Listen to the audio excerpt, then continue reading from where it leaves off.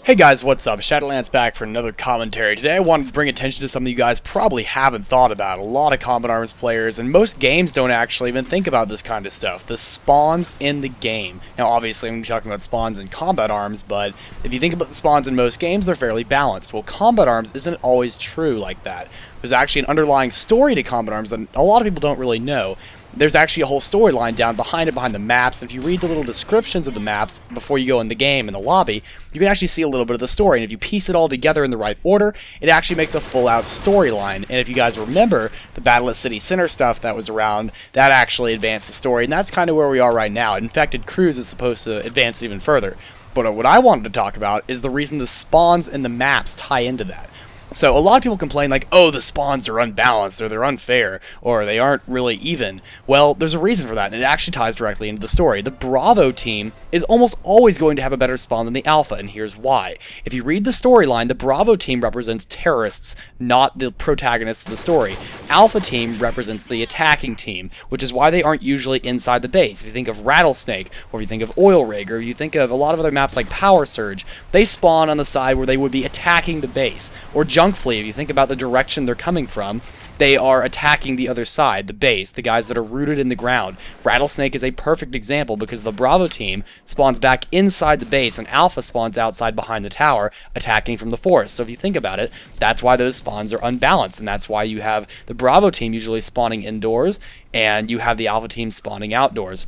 There's a good reason for that, and it's usually behind the story. Now, most of the story revolves around this one group of organization called War Corp that is a whole bunch of like mercenary units put together, and that's why we have all the mercenaries and specs and stuff put together to form a team. Now, that doesn't necessarily represent the operatives or the assassins or whatever, and it doesn't usually respect the good guys or the bad guys. That's not what the story's about. You have to go read it yourself. It's on the Combat Arms website as well as the Combat Arms wiki. It's very, very interesting, and it's a lot of the reason that the spawns are usually unbalanced. And if you look at a lot of very competitive games, Power Surge, Rattlesnake, anything that uses S&D, Sandhog, you look at the maps that are typically a little more balanced than others. Now, not all of them are going to be super, super balanced, but there are some ones that are more fair than others. And even though one group may spawn inside and one may spawn outside, there are going to be advantages to each side that's going to give that a good advantage in a competitive match like CGL or what used to be Woggle and ICOG and all that stuff. I never really got super into that, but from what I can understand, the reason these maps are popular, especially with Gravedigger, is that the sides are relatively balanced. Now, they're not all going to be perfectly balanced. It's a game. They're designed to not be perfectly symmetrical.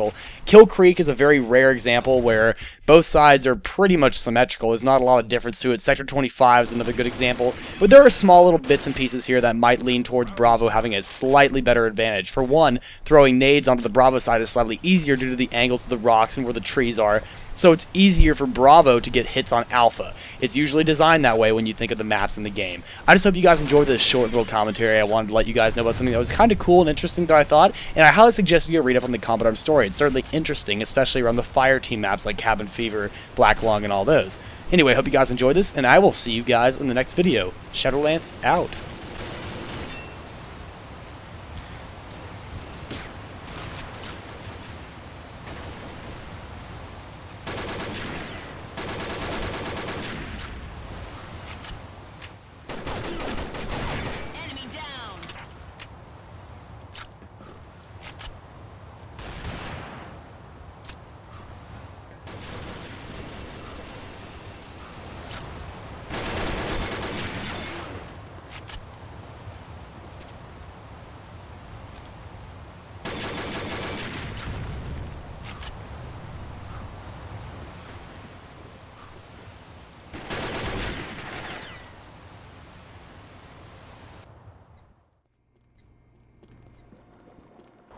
Round start.